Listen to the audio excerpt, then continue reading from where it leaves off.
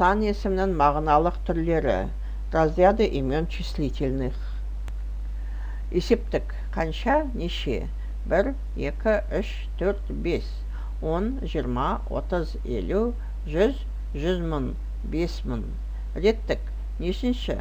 Қаншасыншы? Ыншы, інші, нышы, ніші. Бірінші, оныншы, жүзінші, мыңыншы.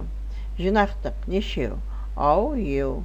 Біреу, екеу, үшеу, төртеу, бесеу, алтау, жетеу. Топтау. Нешеден? Қаншадан? Данден, тантен, наннен. 5-тен, 10-нан, 100-ден, 35-тен, 2-ден, 1 литрден. Болжалдық. Қанша, неше, қаншадай, нешеге жуық? Дайдей, 50-дей, 30-дай. Тайтей, 70-дей. Даған деген, ондаған, 100 деген. Таған теген, мыңдаған. Ер, бірер, лап-леп, дап-деп, ондап, 50 деп, 100 деп. Лар және есептік жалғау, ондарда, 50-дерде.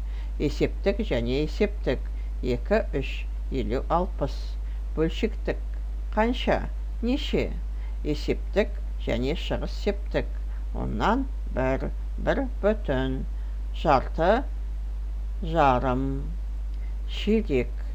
5-тен 3, мың жарым, 100-дің жартысы.